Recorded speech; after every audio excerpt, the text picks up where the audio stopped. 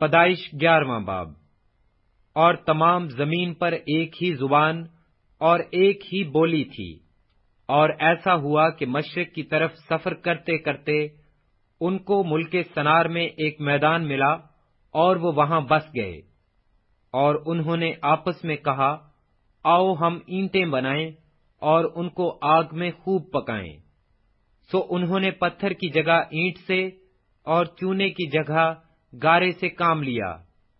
پھر وہ کہنے لگے کہ آؤ ہم اپنے واسطے ایک شہر اور ایک برج جس کی چوٹی آسمان تک پہنچے، اور یہاں اپنا نام کریں۔ ایسا نہ ہو کہ ہم تمام روئے زمین پر پراگندہ ہو جائیں۔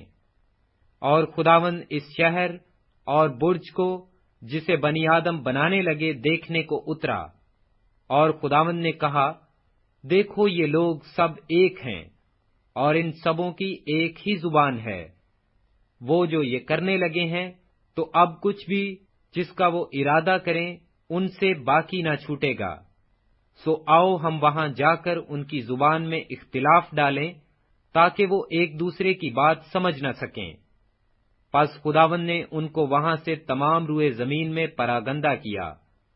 سو وہ اس شہر کے بنانے سے باز آئے، اس لیے اس کا نام بابل ہوا، کیونکہ خداوند نے وہاں ساری زمین کی زبان میں اختلاف ڈالا، اور وہاں سے خداوند نے ان کو تمام روئے زمین پر پراگندہ کیا۔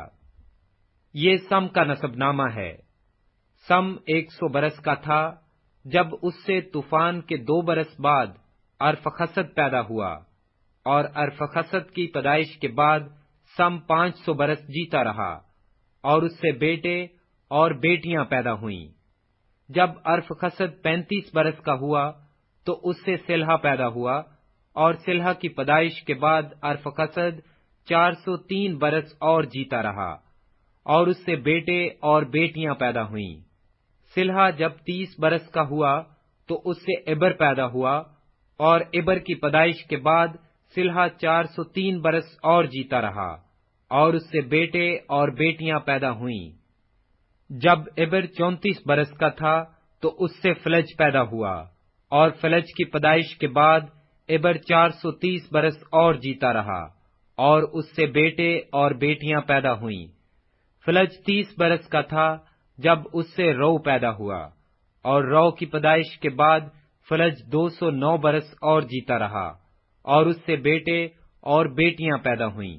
اور رو 32 برس کا تھا جب اس سے سروج پیدا ہوا، اور سروج کی پیدائش کے بعد رو 207 برس اور جیتا رہا، اور اس سے بیٹے اور بیٹیاں پیدا ہوئیں۔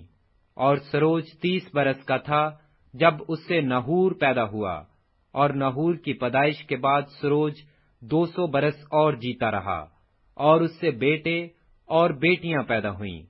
نحور 29 برس کا تھا جب اس سے تارہا پیدا ہوا، اور تارہا کی پیدائش کے بعد نحور 119 برس اور جیتا رہا، اور اس سے بیٹے اور بیٹیاں پیدا ہوئیں۔ اور تارہا 70 برس کا تھا جب اس سے ابراہام اور نحور اور ہاران پیدا ہوئے۔ اور یہ تارہا کا نسب نامہ ہے۔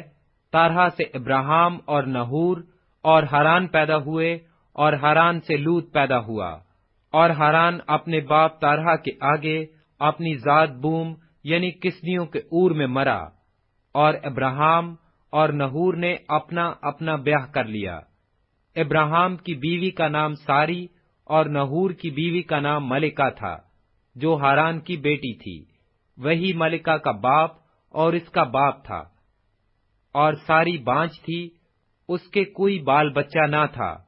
اور تارہا نے اپنے بیٹے ابراہام کو اور اپنے پوتے لوط کو جو ہاران کا بیٹا تھا، اور اپنی بہو ساری کو جو اس کے بیٹے ابراہام کی بیوی تھی ساتھ لیا، اور وہ سب کسدیوں کے اور سے روانہ ہوئے کہ کنعان کے ملک میں جائیں، اور وہ ہاران تک آئے اور وہیں رہنے لگے۔ اور تارہا کی عمر 205 برس کی ہوئی، اور اس نے ہاران سے وفات پائی۔